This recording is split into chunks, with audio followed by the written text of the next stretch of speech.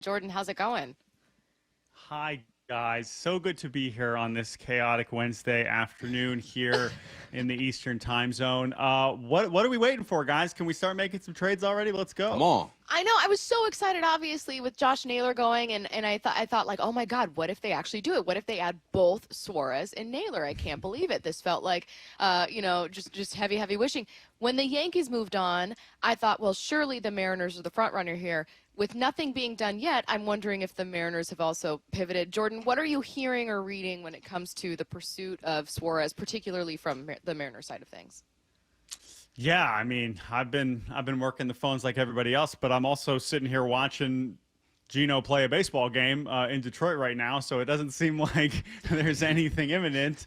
It's an interesting time. I do still think, and this is based on some of the reporting. I know Daniel Kramer at MLB.com, Adam Jude have been on this too. That it does sound like that the bullpen is still going to be a pretty big priority for Seattle. We've had so many conversations about Ben Williamson and whether he is a viable starting third baseman moving forward. I really could see it from both sides, but I also think that right now after the Naylor addition, I do think bullpen is higher on the list of priorities, and I would not be surprised if the Mariners act accordingly. That said, Gino's still out there, and I do believe they're still going to try and get him. I just don't know if that's going to be priority number one over the next 24 hours. If they are not able to get Gino, how do you feel about Ben Williamson just taking that spot over for the rest of the year in developing? Yeah, again, I think that clearly the Mariners are comfortable with that being a defense first position. And for as much as I think people are rightfully frustrated with some of his production in certain at bats and that he doesn't feel like a major league quality hitter right now, he's at the bottom of the lineup, and there are other good hitters on this team. This offense should not be relying on Ben Williamson no matter what, and I don't think that they are. And so it's unfair to him to put that on him. Of course, Suarez would be a massive upgrade offensively, and maybe it would kind of catapult them into a different tier of American League teams, and I think that that's why they're considering doing it. But I also think that I think we're focusing on that spot too much, and I still think that the bullpen is more of a need at this stage. Um, Tell us about some of those arms that could still be out there. We saw the Angels make a couple deals a little under an hour ago. We know that there are two major names who remain with their current teams. So what are the big bullpen names that we're all kind of anticipating could be moved, and what do we need to know so far? Yeah, got to keep an eye on Minnesota with both Yohan Duran and Griffin Jax. Both of those guys have a case for bringing back a massive haul. Jax, I believe, is leading all relievers in Fangraphs WAR over the last 3 seasons, even above Emmanuel Clase. We don't have to talk about him today, but that kind of gives you a sense for how valuable he has been over the last few years. And then Duran, of course, one of the most dominant closers. I think what makes Duran so special is that combination of ground balls and strikeouts that essentially only Andres Munoz is getting at the kind of rate among back-end arms. So both of those guys with 2 more years of control after this are obviously going to cost a ton. And I think the Mariners are one of those teams in position to meet the price if they are willing to get a little bit uncomfortable. I'd also be looking at Pittsburgh, guys like David Bednar, guys like Dennis Santana. Miami maybe has some guys. I know they're still kind of in the mix, but maybe an Anthony Bender, Ronnie Enriquez is an interesting name that I'd maybe keep an eye on. There's a lot of relievers out there. There's never a year where any GM can go out there and be like, well, there weren't any relievers available. That is just not a thing that exists. And so I expect them to find a way to add to the bullpen in some form over the next day. Obviously, we've been talking about Gino. The whole nation is talking about Gino being moved at this trade deadline. But is there like a sneaky bat out there that maybe isn't getting enough love that you feel like is on the market? Yeah, that's a good question. I think, again, going back to Minnesota, I just think, and this isn't just for Seattle, but I think he fits great for them. But Willie Castro's a heck of a player, and you think about what a guy like Tommy Edman did for the Dodgers last year.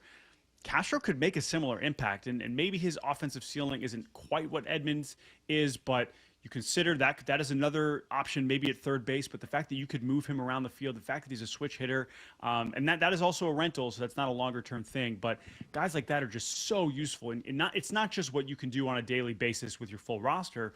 but also just in case of injury, being able to lean back on a Willie Castro. Obviously, Dylan Moore has sort of played that role for the Mariners in recent years. Unfortunately, Dylan Moore, as we know, is just not having that kind of offensive season.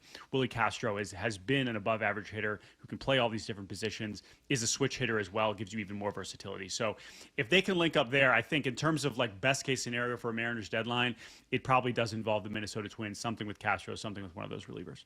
Speaking with Yahoo Sports Jordan Shusterman right now about the trade deadline, we are a little under 48 hours out. Are we seeing the Mariners, Jordan, be maybe uncomfortable with trading those top prospects, or are we seeing top prospects not being moved quite as much around the league? Because I was heading into the deadline going, well, God, they have been aggressive before, and they don't have a lot to spend, but they do have a lot of prospects. Surely they'll be able to move them.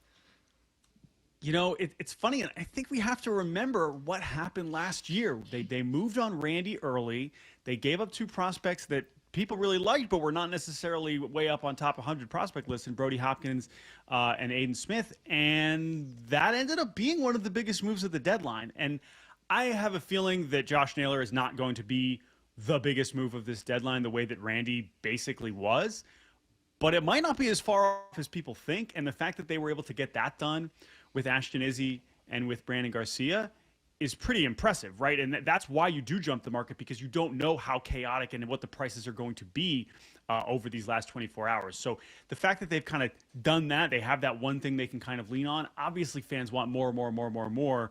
But the reality is in 24 hours or so, there are going to be a lot of teams out there that really added nothing, because and then those fans are going to be a whole lot more disappointed. Of course, I understand all teams' fan bases want their teams to do as much as possible, and I do think Seattle's going to keep pushing. Tyler Locklear, he's back. We're going to see him again, 19 bombs in the minors. What's his role going to be on this team? How do you see them mixing him into this lineup? Yeah, that's a great question, and I think that's the other thing to watch now moving forward. And I think Locklear may be getting a chance, some DH reps, maybe some opportunities off the bench against lefties. Do they have a lineup that is imposing against left-handed pitching? That's not necessarily something that Naylor addresses. He's better against lefties than most left-handed hitters, but still, I think that's a weakness that the team identifies. What's exciting about Locklear is that there are very tangible mechanical changes that he made that kind of preceded this recent hot streak. At the same time, you see this time and time again across the league. We saw it with Locklear even when he came up last year. You can only trust AAA numbers so much, and it's not to discredit what he's accomplished. He's done all you could possibly ask him to do. If this recent change in swing and stance has unlocked something for him, that's really exciting. But what he's going to be asked to do for this team is a very different role than playing every day in the middle of the lineup for Tacoma. So adjusting to that less everyday opportunity at the big league club, I'm sure he's happy to be in the big leagues, but that's a different assignment than hitting third or fourth every day. How he can adjust to that as a young player is going to be really important. But I wouldn't be surprised if they kind of roll with him. Clearly, that's a player that they believe in to a real degree. Jordan, the last we heard from Jerry Dipoto, he talked about the importance of really focusing on those bullpen arms. Seattle sure seems pretty confident with their group of starters. It sounds like Miller could be coming back here. They really like the pieces they have. I cannot believe I'm asking this. Like 2024 me would be shocked. But are you comfortable with Seattle's group of their 1 through 5 starters right now? So that's a really good question. This is something that I've also kind of been thinking about, because it hasn't been a focus, and it's been easy to look and be like, oh, well, now they're healthy and Gilbert's back and Kirby's back and Miller's coming back. But it was already shallow beyond those first 5 or 6. I know Emerson Hancock, we had him come up and down. Logan Evans obviously struggled this week. Evans is also, and Hancock are both interesting pieces as far as trade discussions go, right? Because you could imagine those are the kind of young, controllable arms that teams are also asking about. But can you afford to trade that kind of depth who you are giving major league starts right now, let alone just as potential insurance for in case of another injury? That's delicate. Could you move a guy like Evans and Hancock and bring in like a shorter term rental starting pitcher that's not necessarily someone you expect to start a postseason game, but that you can count on for quality innings in a way that maybe you can't necessarily with Evans right now, just because of how inconsistent he's been. And again, Logan Evans' story, it's almost similar to Williamson. It's like the fact that he is able to do this is incredible, considering how long ago he was not a good college pitcher. But at the same time, you have to understand the standards here. And if you're in a pennant race, if you're chasing down a division, every start's going to be really important. And if they think they can get a veteran that's a little bit better than Logan Evans for a not so expensive price, we just saw a deal like Chris Paddock. that wouldn't shock me either. I know it's not something people are focused on, but I don't think that would be such a bad idea. Who's the most talented team in the division right now as it stands? Obviously, the Astros don't have a lot of their guys. It seems like everybody's pretty mid, as the kids would say. They probably don't say that anymore, Jordan. We're old. But who's the most talented team in this division? Yeah, so it's interesting because if you think about just like the high end, if you're just like looking at like the best version of the rotation, the lineup, and the bullpen, I think Seattle has a great case because of what their best hitters and their best starters and their best relievers have been doing. That's Munoz, that's Wu, that's Cal Raleigh, right? If you just look at that trinity, not even before you even get to Julio, before you even get to Gilbert and whatever, how does that compare to Houston? It's just hard to talk about Houston because their whole team's injured. Right. Texas, it's like, okay, Corey Seager, Jacob deGrom, and then the bullpen, which has been better than you think, but it's like, who are we really talking about? You know, if we're talking about the Angels, okay, what are we really saying here? What starting pitcher are you really counting on here, let alone the bullpen, let alone the lineup, which, of course, has hit a bunch of homers, but Mike Trout's not the same Mike Trout anymore, so it's a little bit of a different conversation. That said, I think Seattle's right there. I think they have that case. And so that's why they should be aggressive. That's why, as you heard Jeff Passan talk about completely accurately, go for it. Go for it. Be aggressive. View this as an opportunity, and I hope that they treat it as such. Stepping outside of Seattle for a couple questions here, maybe taking a look around the American League and the league itself. I'm going to go to the Yankees, Aaron Judge on the IL. How long is this like extending past that 10-day? Could it be a little bit longer? And what's a Yankees team without Judge right now?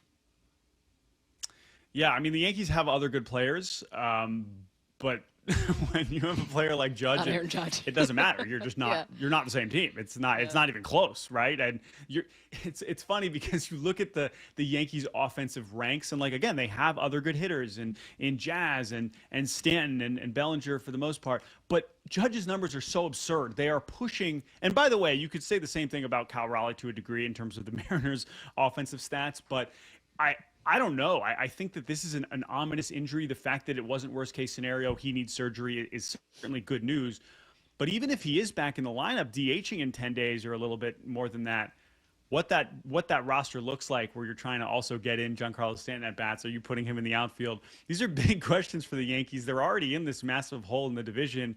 Is this going to cost? Because, again, they can't afford to be missing any games without Aaron Judge. And so that could push them into. I think they're going to be okay. I think they're going to be a postseason team, even if Judge misses 20 days or 30 days. But it's really hard to know when we don't know when he's going to be playing the outfield again. It just says so much about this roster. And then are there any surprise buyers as we head into the deadline? Because I think as a Mariners fan, they're used to be going, okay, am I looking at the Tigers? Am I looking at it was the Yankees competing for you with Suarez, and who knows if they get Suarez now. Could there be another team thrown into the mix where suddenly we're eyeing them? Yeah, one team I would look at is Kansas City. Because of what's going on in the AL Central right now. I know the Tigers have played better this week, but if Cleveland's about to trade people, if Minnesota's about to trade people, obviously Kansas City's still a fair bit back, but they already bring in Grichuk, they extend Lugo. That's a team that still might view the American League as at least consider pushing for, even if they're mostly realizing that we're trying to keep this core together for next year and kind of start over and have a better season than how this one has gone. I don't know if they have the capital to really do something aggressive and bring in a real impact talent, but it does seem like they're more likely to add than subtract, and that is a little bit surprising.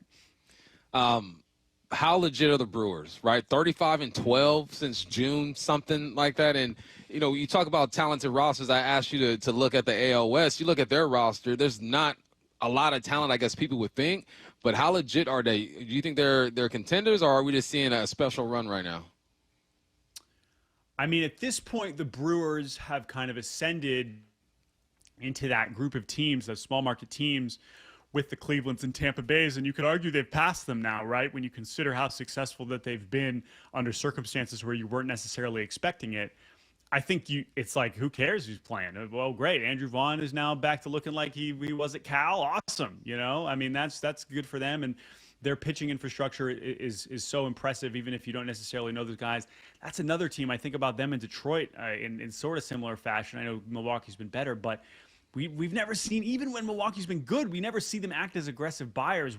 Do I suddenly think that's going to change now? You could argue it should because they have a great farm to trade from.